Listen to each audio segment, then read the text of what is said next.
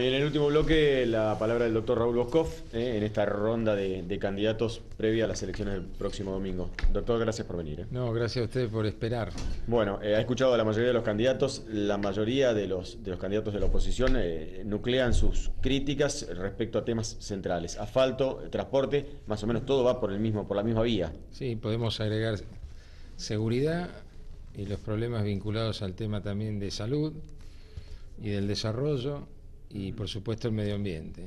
Creo que todos son temas en alguna medida centrales porque la ciudad ha dejado de tener demandas homogéneas y ya hay demandas heterogéneas, pero es cierto que los dos primeros y también la inseguridad de alguna forma tocan a todos los sectores, tanto ubicados territorialmente, sí, claro, como por franjas de edad y socioeconómicas. Y vayamos por parte entonces. En el tema del transporte, ¿ustedes planifican alguna modificación a este sistema actual? Sí. Nosotros hicimos y presentamos un documento con 19 puntos.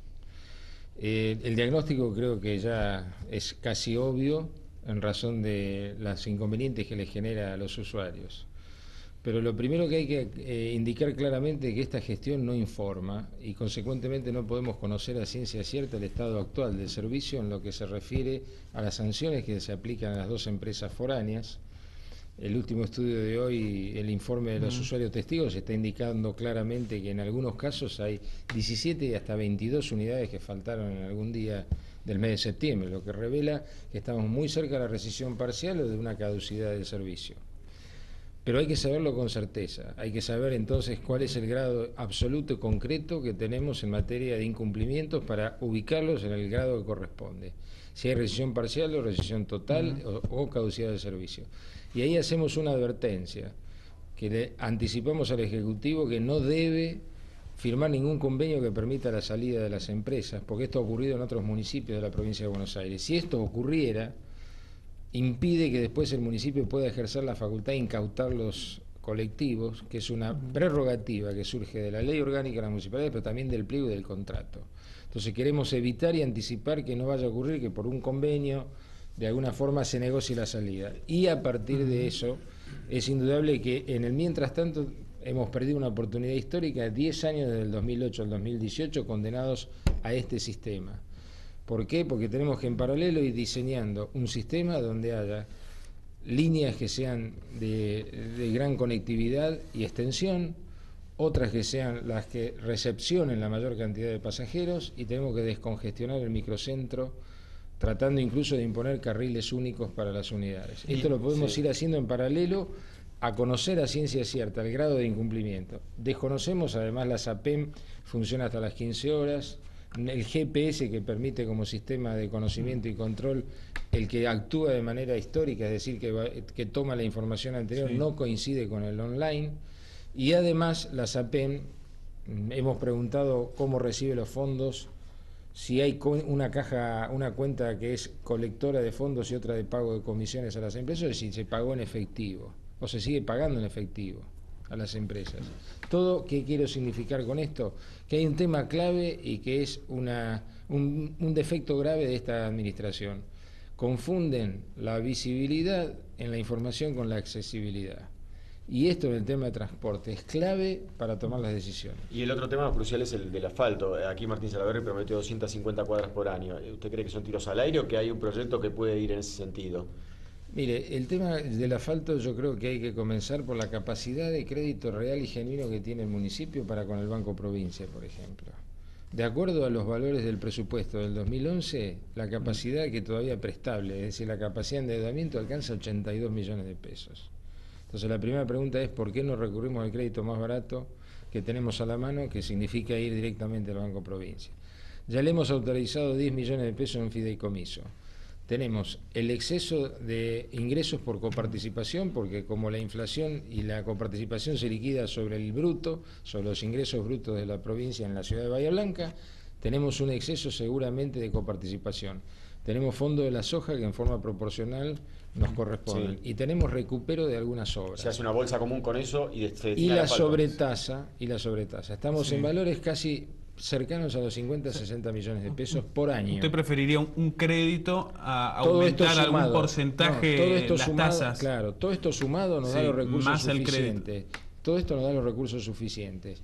Y por supuesto no estamos de acuerdo con esa ensoñación preocupante de llegar al 2028, pero de aplicar una tasa generalizada a toda la población, donde además estoy casi seguro de que es ilegal el hecho de que a quien ya tiene el pavimento se le cobre una tasa y se le diga que le queda un crédito a cuenta de futuras mejoras que no se sabe cómo ni cuándo se va a compensar ni cómo se le va a actualizar al vecino. Entonces, creo que ahí hubo un defecto grave de concepción del tema, de presentación del tema y también de sustento legal.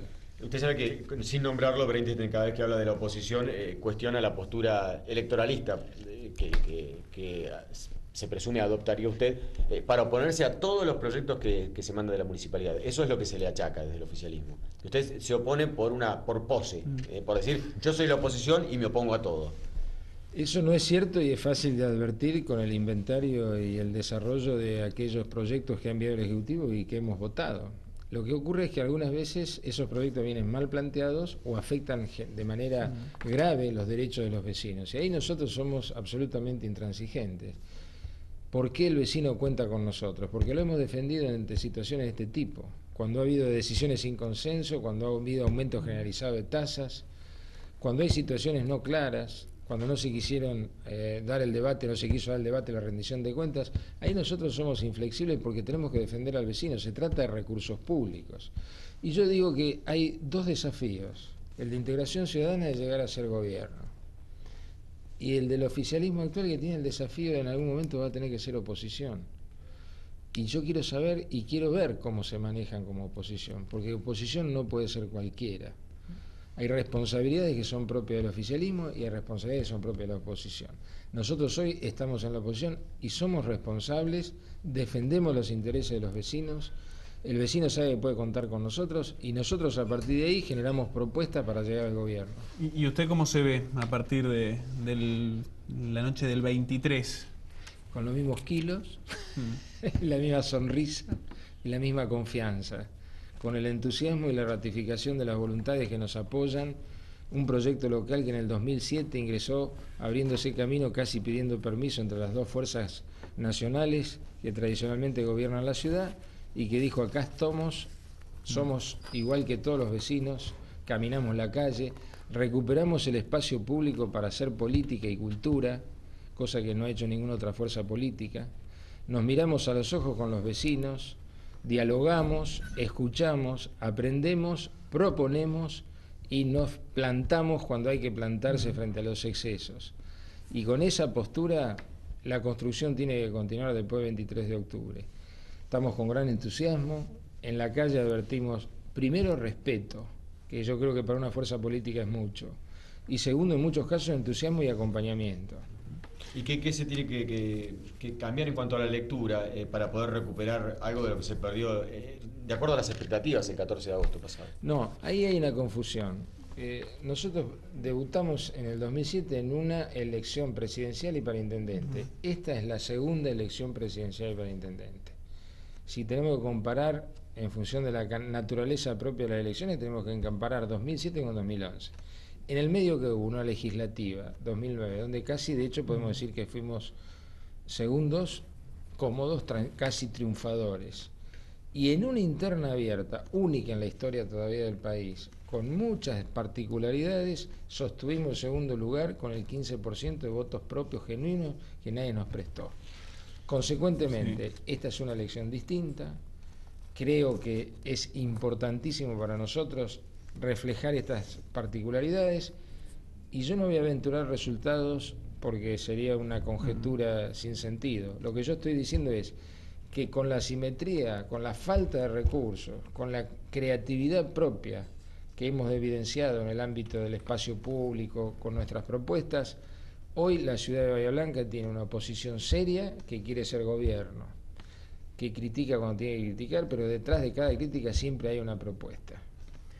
Muchas gracias, muy amable. Tiene 30 segundos, le damos como el resto de los candidatos para que se dirija directamente al vecino a través de esa cámara. El vecino sabe que puede contar con nosotros, sabe que no hemos canjeado nunca principios por votos, sabe que con nosotros está asegurada la transparencia, la creatividad y la propuesta, y por encima de todo la coherencia. La lista es la 642, la única que va a encontrar solo en el cuarto oscuro.